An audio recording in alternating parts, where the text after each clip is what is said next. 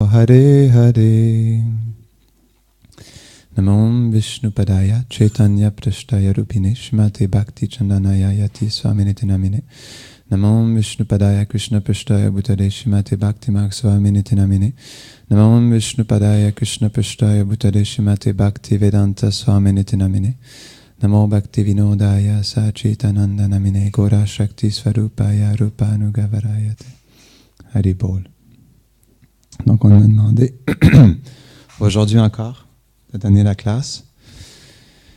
Je voulais vous partager quelque chose du livre de Krishna. Ouais. Merci. On attend que notre cher Radha le trouve. Mais, en fait, aujourd'hui, j'aimerais vous parler de Vipralambha, de la séparation. Il y a dans le 11e chant du Bhagavatam, ce sont les disciples de Bhaktivedanta Prabhupada qui ont fait le 11e chant. La traduction et la teneur est portée. Et dans le 3e chapitre de la Uddhava Gita, ils décrivent... Ah, tu l'as trouvé. D'accord, merci. Dans le 3e chapitre, ils décrivent quelque chose de vraiment intéressant. Merci. Ils disent que, en fait, peu importe la souffrance que les êtres vivants vivent, peu importe quel être vivant, peu importe quelle sorte de souffrance qu'ils expérimentent, toute sorte de souffrance en ce monde n'est nulle autre que la séparation de Krishna. Et ça m'avait vraiment fait réfléchir. En fait, je n'aurais jamais réussi à le retrouver. C'est comme mystique. Je l'ai lu une fois et j'ai jamais réussi à le retrouver. J'étais certain que c'était entre le 2e et le 4e chapitre. J'ai lu chaque chapitre et je n'ai jamais retrouvé le commentaire. Donc, c'est vraiment bizarre. C'était dû pour rester secret.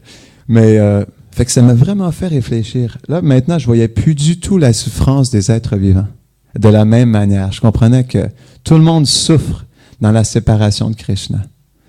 Parce que même si les âmes conditionnées, ils viennent dans ce monde pour essayer d'être séparés et indépendants de Krishna, reste que Krishna, c'est leur existence. Ils ne peuvent pas s'en échapper, non? Krishna, c'est leur substance, c'est leur vie, c'est leur souffle.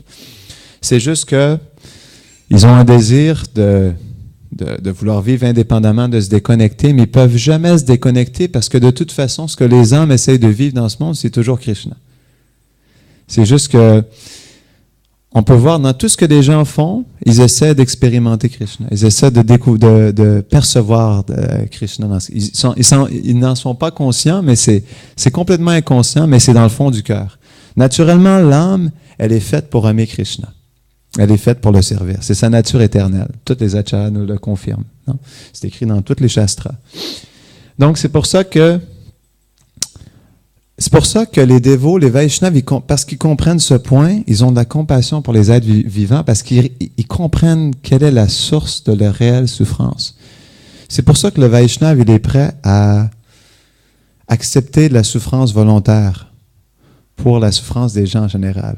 Car le Seigneur Shiva affirme qu'il est dit que les grandes personnalités acceptent presque toujours la souffrance à cause de la souffrance des gens en général. Ceci, selon l'opinion de Shiva, est considéré comme l'adoration suprême du Seigneur qui est située dans le cœur de chacun. Donc, c'est l'adoration de Shiva. Shiva aussi vient ici pour libérer les êtres vivants parce qu'il contrôle le mode de l'ignorance qui est le faux ego. Et c'est à travers Shiva qu'on dissout notre faux ego. Et parce que le faux ego, réellement, il est vraiment notre pire ennemi et plus grand fauteur de troubles et constant compagnon, ben on n'a pas le choix de demander la miséricorde de Shiva pour pouvoir s'en défaire. Donc, c'est ça. Lorsqu'on comprend que tout le monde souffre à mort, souffre le martyre parce que ils sont dans la séparation de Krishna, on ne peut pas faire nul autre que justement essayer de les aider à se souvenir de Krishna. C'est pour ça que Chaitanya Mahaprabhu, dans son mouvement de Sankirtan, il a demandé à Nityananda Prabhu et à Haridas Thakur, les généraux de son armée, dans le Bengale, il leur a demandé d'aller à chaque porte.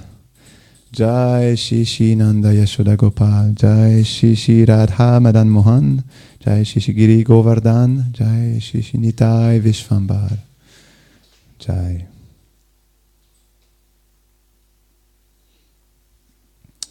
Donc, revenons à nos moutons.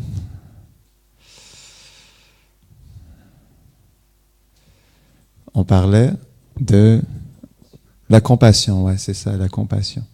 Ouais. En fait, c'est ça. Chaitanya Mahaprabhu, il a donné des instructions bien claires, principalement à Haridas Thakur et Nityananda Prabhu, mais aussi à tous les membres du mouvement de Sankirtan dont nous faisons partie. Donc, il nous a tous demandé de, peu importe notre qualification, de partager Krishna aux autres. Il a dit deux choses, de donner le nom de Krishna, de le donner aux autres, de l'apprendre aux autres, et de partager les instructions de Krishna dans la Bhagavad Gita. Puis, pas juste les instructions de Krishna, mais aussi partager le cœur de Krishna. C'est pour ça que Chaitanya Mahaprabhu, ses enseignements, ils ont été mis sous écrit par Krishnadas Kaviraj Goswami pour qu'on comprenne le cœur de Krishna. Parce que la Bhagavad Gita, ce sont les instructions du Seigneur. Le Bhagavatam, on pourrait dire, ce sont les activités du Seigneur, le mental du Seigneur, mais le Chaitanya Charitamrita, c'est le cœur de Krishna. Ouais. Parce que ça révèle, en fait, l'état d'esprit de Krishna, pourquoi il est descendu dans ce monde, puis, en fait, quel est son sentiment, premièrement, envers sa dulcinée Radharani, mais envers tous les êtres vivants aussi. Pourquoi il prend la forme de Chaitanya Mahaprabhu. Donc, oui, c'est ça. Tout le monde souffre dans la séparation. Et c'est une rasa bien particulière. Je réfléchissais à ça une nuit, je n'arrivais pas à dormir, puis moi et un autre brahmachari à Montréal, on était allé faire un japa autour du stade olympique et on méditait là-dessus, à quel point, en fait, notre rasa dans ce monde est quand même un rasa particulier. Parce qu'en réalité, on est à tous les niveaux, peut-être pas à tous les niveaux, mais définitivement à certains niveaux, nous sommes déjà dans la séparation de Krishna. Parce qu'on peut voir même physiquement, on n'est pas avrage. Donc déjà là, on est dans la séparation. Donc c'est déjà un point qui peut nous aider à cultiver la séparation dans notre cœur. Deuxièmement, c'est pas juste notre corps, mais notre mental est séparé de Krishna parce que, comme on l'expliquait hier dans la classe, on n'est pas toujours constamment comme le flot du Gange qui coule justement vers les pieds de lotus de Krishna. On n'est pas naturellement constamment dans le souvenir de Krishna. Donc, à cause de ça, c'est aussi une autre forme de séparation due à plein de choses, due à notre mental, due parfois aux circonstances, toutes sortes de circonstances, on n'arrive pas constamment à se rappeler de Krishna. Donc, ça aussi, c'est une autre manière. Et quel autre point? Aussi même le cœur, on pourrait dire qu'on n'a pas encore notre cœur a encore une certaine indifférence, dans le sens où notre cœur n'est pas pleinement abandonné à Krishna. Et à cause de ça, là il y a une séparation même au niveau du cœur pour le Vaishnav. Donc ça, en fait, malgré le fait qu'on pourrait dire que c'est notre plus grande infortune, c'est en même temps une bénédiction en soi. Ou c'est une plateforme où on peut pleurer, cultiver justement cet aspect de la séparation. Parce que Bhaktivinoda Thakur, il explique, j'avais lu ça dans son commentaire sur le Shikshastakam, il expliquait que la seule vraie séparation pour nous, âmes conditionnées dans ce monde matériel, c'est le purvarag. Ce qui veut dire la séparation dans l'anticipation de rencontrer Krishna. Et ça, c'est quelque chose qui nous est légitime. Parce que on n'a jamais rencontré Krishna face à face. Donc, c'est pour ça que c'est aussi, comme j'expliquais, c'est connecté avec ce que je vous expliquais tout à l'heure. En fait, on pourrait dire notre rasa particulière d'être complètement dans l'oubli de Krishna à toutes sortes de niveaux dans ce monde, nous pousse justement à anticiper de vouloir le rencontrer. Donc ça nous appartient. Ça, on peut le cultiver. Il y a toutes sortes de séparations, comme par exemple, Bhaktivinoda Thakur, elle explique qu'il a, comment ça s'appelle? C'est Prema Vaichitya, c'est ça? La séparation dans l'union, dans le sens quand Radharani, elle est avec Krishna, même quand ils sont ensemble, elle est dans une profonde séparation. Donc ça, c'est quelque chose que nous, on ne peut pas expérimenter encore, parce qu'on n'est pas dans l'union avec Krishna. On n'a pas sa présence directement. Mais, comme j'expliquais, vous pouvez prendre refuge de Purvarag. Anticiper, vouloir rencontrer Krishna. Et comment vouloir rencontrer Krishna? Comment justement cultiver? Jai Shishi Prahlad Nishingadev Ki. Jai. comment cultiver, renforcer ce désir de rencontrer Krishna? Il faut avant tout comprendre qu'on est séparé de Krishna. Et que justement, pas juste qu'on est séparé, mais parce qu'on est séparé, c'est notre plus grande souffrance. Ça, c'est un point important à comprendre. Quand on réalise ça dans notre cœur, là, on cherche vraiment, sérieusement, intensément et constamment à essayer de cultiver notre relation avec Radha et Krishna. Lorsqu'on réalise que c'est notre pire souffrance, pour tous les êtres vivants de toute façon.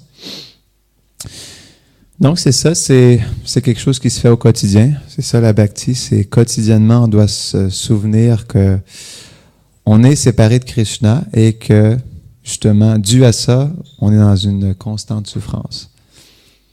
C'est ça que Chaitanya Mahaprabhu le révélait à un de ses associés, qu'on devrait se sentir dévasté, complètement dévasté, d'être dans la séparation de Krishna. Pas juste d'être dans la séparation, mais dévasté de ne pas se sentir d'amour pour Krishna. Et là, ça m'amène à vous lire quelque chose du livre de Krishna. Je trouve que ce divertissement-là nous aide vraiment à comprendre le sentiment de séparation entre Krishna et ses associés. C'est vrai, la table des matières, elle est à la fin dans les livres. C'est ça, non? Parce que c'est une table des matières. Il y a combien de... Ça, c'est le volume 1. 26.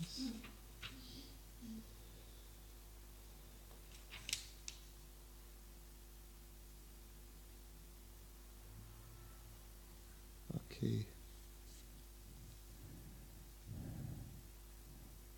Bon. Akrura arrive à Vrindavan. Vous êtes prêts? Sujet très sensible. Okay. Voyons voir qu'est-ce que Akrura nous cache.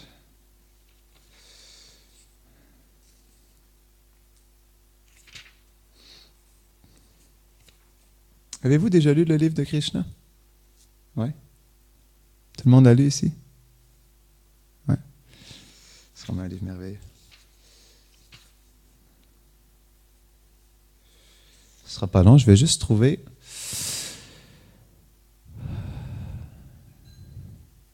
Je vais avancer parce que sinon ça va prendre trop de temps.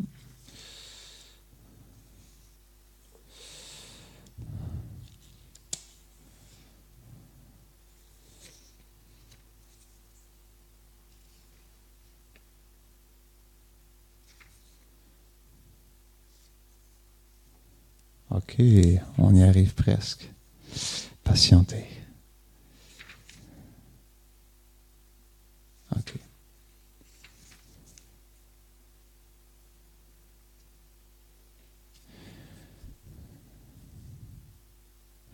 Toute la nuit qui précède le départ de Krishna, les gopis ne cessent de pleurer. Au premier rayon du soleil, Akrura achève ses ablutions matinales, monte sur le char et avec Krishna et Balaram prend la route pour Mathura. Nanda Maharaj et les pâtres montèrent sur des chars à bœufs après les avoir chargés de lait, de yaourt, de ghee dans de grandes jarres de terre. Ils suivirent le char de Krishna et de Balaram.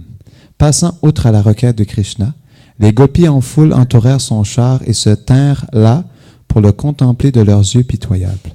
Grande fut l'émotion de Krishna, mais prendre la route pour Mathura et respecter les prophéties de Narada était de son devoir. Aussi voulut-il consoler les gopis. Pourquoi s'attrister? Il reviendrait aussitôt ses affaires réglées à Mathura. Il ne put les convaincre. Elles restèrent là, autour du char.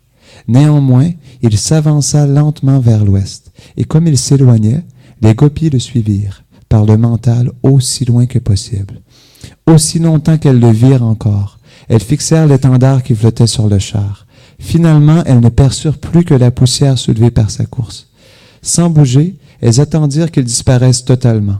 Elles demeuraient figées comme des images peintes, puis se dirent mutuellement que Krishna ne reviendrait pas avant de longs jours, et le cœur serré, elles reprirent le chemin de leur maison. Obsédées par l'absence de Krishna, elles s'absorbèrent tout le jour, toute la nuit, en la pensée de ces divertissements, et ainsi rencontrèrent quelque consolation. Cependant, le char transportant le Seigneur, accompagné d'Akrura et de Balaram, se dirigeait à grande allure vers la berge de la Yamuna. Donc, c'est plus en forme de résumé. Il y a plus de détails dans le Srimad Bhagavatam, dans les versets. Mais il y a d'autres détails qui sont expliqués aussi par les acharyas. Shivaram Maharaj, il explique dans son livre Krishna Sangati, qui parle vraiment en détail de cet aspect de Vipralamba, de la séparation. Pourquoi Krishna quitte Vrindavan et retourne à Vraj? Et qu'est-ce qui fait pourquoi il met justement les habitants de Vraj dans cette condition de séparation? Et il exprimait justement, pendant que Akrura, il essayait de partir avec le char, les gopis sont montés sur le char et elles ont pris leur collier de, comment on appelle ça, bangles, leur bracelet. Elles ont pris leur bracelet et ont commencé à frapper Akrura au visage avec leur bracelet, tellement elles étaient en colère justement contre lui. Et de le voir justement kidnapper Krishna. Donc, il y a différents détails qui sont décrits comme ça par les acharyas. Et aussi, je pense pas que justement, c'est pas écrit dans le livre de Krishna, mais c'est décrit aussi que les gopis, elles voulaient tellement pas laisser Krishna partir qu'elles se mettaient les bras et les jambes alentour des roues pour que justement le char soit immobilisé, pour pas qu'il puisse continuer. Et en fait, ce divertissement, il est vraiment important parce que ça nous aide à comprendre pourquoi les habitants de Vraj vivent la séparation. En fait, je vais vous poser une question. Pourquoi les Vrajavasis vivent la séparation? Qu'est-ce qui fait qu'ils se sentent en séparation? Ça semble très compliqué, mais c'est très simple en réalité. Une idée? Non? Pardon? Ouais, pour être avec Krishna, oui, tout à fait. Je méditais là-dessus, en fait. Qu'est-ce qui leur pousse à vivre une séparation si intense, si dévastatrice? C'est à travers l'intensité de leur amour. Plus leur amour est intense, plus le sentiment de séparation est intense. C'est pour ça que Srimati Radharani, elle expérimente la plus grande séparation parce que son amour, elle est le plus intense pour Krishna. Donc, c'est vraiment intéressant et c'est justement... c'est comme ça aussi qu'on peut développer le sentiment de séparation. Et c'est pas déconnecté, en fait. Ce sentiment d'amour nous pousse à vivre la séparation. Comment on fait? On voit deux amoureux. Qu'est-ce qui les pousse à vivre la séparation? Naturellement, c'est l'amour qu'ils portent un pour l'autre. Donc, c'est la même chose entre nous et Krishna aussi. Donc, on doit méditer là-dessus, comment, justement, intensifier notre amour pour... C'est même pas pour vivre cette séparation, mais naturellement, la séparation va venir. Quand on a un amour profond pour notre bien-aimé et on ne réussit pas à avoir sa présence, naturellement, il y a une déchirure qui s'expérimente. C'est pour ça que c'est bien de comprendre ce sentiment d'amour des Vrajavasis parce que c'est à travers ce sentiment d'amour-là qu'on va comprendre leur séparation. Je ne sais pas si vous avez déjà été dans ce sentiment, mais lorsqu'on commence à entendre parler de Vipralamba, c'est quelque chose de vraiment pour nous, on pourrait dire, inconcevable ou confondant un peu. À quel point les Vrajavasis vivent une telle déchirure, une telle dévastation de ne pas pouvoir être avec Krishna. Je me rappelle, en tout cas personnellement, c'est parce que c'est le premier livre que j'ai lu, je me rappelle quand je lisais ces divertissements dans la séparation à Vraj, j'arrivais pas à pleinement comprendre leurs sentiments. Pourquoi ils vivent une telle déchirure dans la séparation de Krishna? Et j'arrivais pas à comprendre parce que j'arrivais pas à comprendre l'amour qu'ils portaient pour Krishna. C'est pour ça justement que tant qu'on ne comprenne pas cet échange d'amour profond et intime que Krishna a envers ses associés, c'est impossible pour nous d'apprécier cette séparation. C'est comme par exemple, pourquoi, comme j'expliquais, l'intensité de l'amour provoque l'intensité de la séparation. Mais si on comprend à quel point leur amour est intense, on va comprendre à quel point la déchirure va être intense.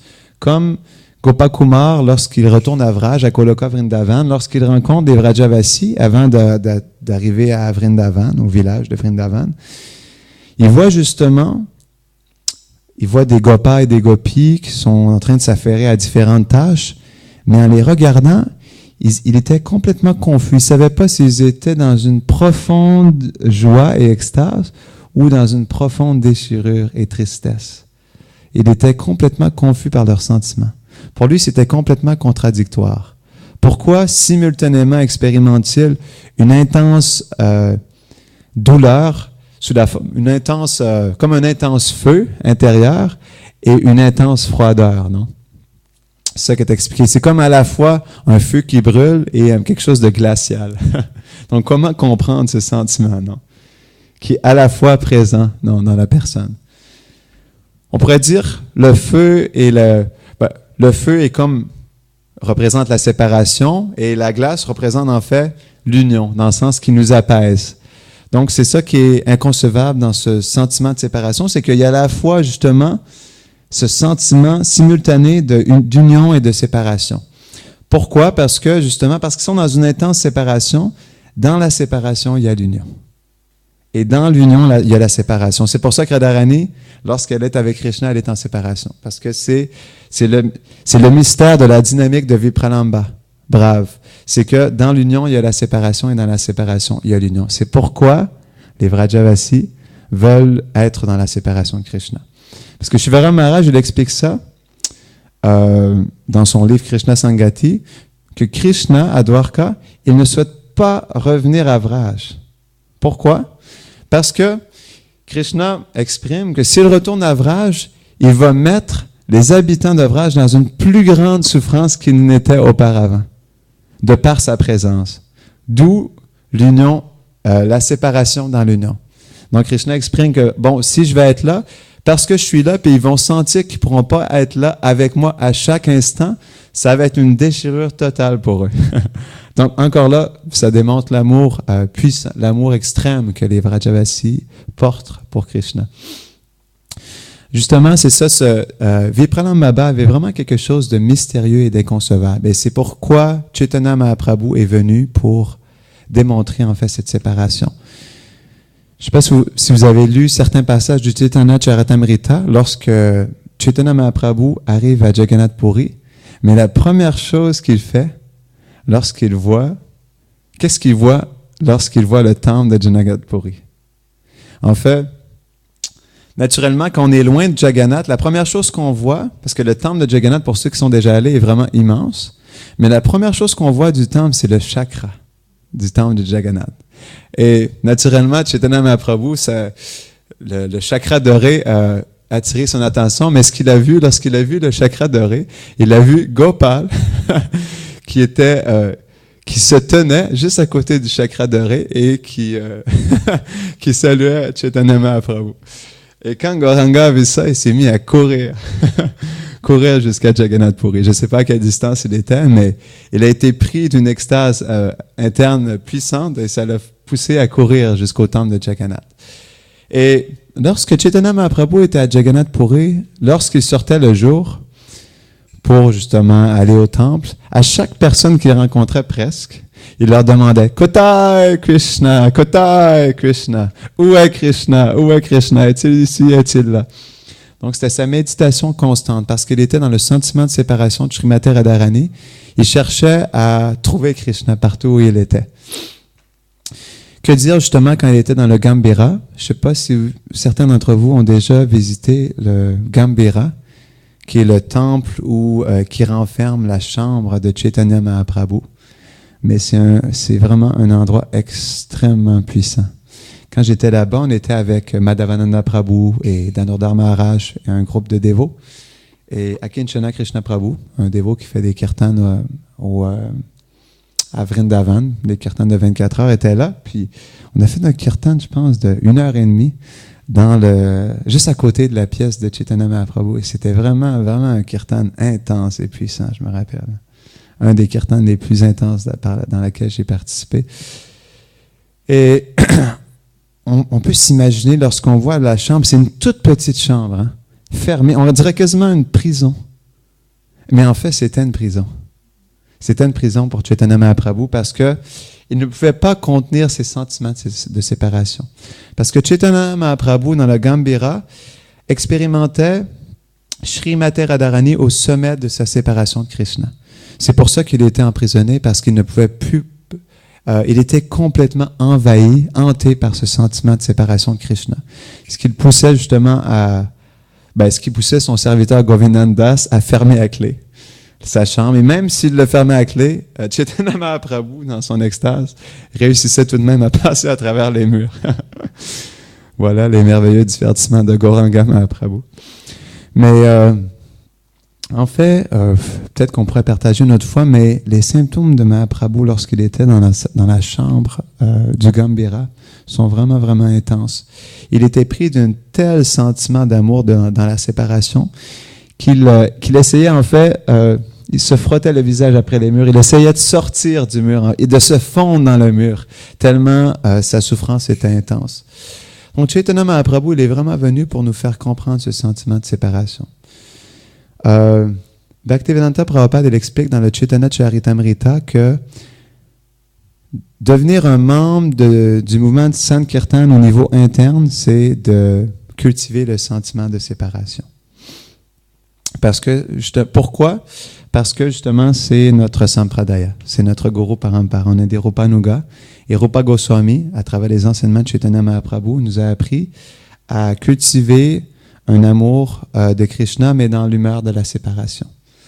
Parce que il y a différentes humeurs, mais dans notre parampara, c'est l'humeur que les associés de Chaitanya Mahaprabhu nous ont révélée et qui nous incite à cultiver, en fait, dans notre cœur.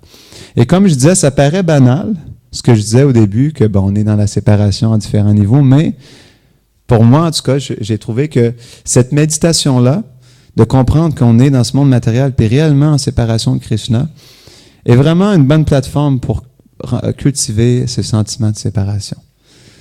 Lorsqu'on réalise vraiment dans quelle situation on est, ça paraît banal ça aussi, mais si à l'instant même, vous réalisez dans quelle situation vous êtes vraiment, ça va définitivement vous faire réfléchir sur justement votre désir à retourner à Vraj, à voir Radha et Krishna face à face et à servir leurs associés. Donc, on devrait méditer là-dessus, c'est vraiment important. Méditer sur notre situation dans ce monde matériel. On doit vraiment être conscient d'à quel point, en fait, on est dans un terrible pétrin.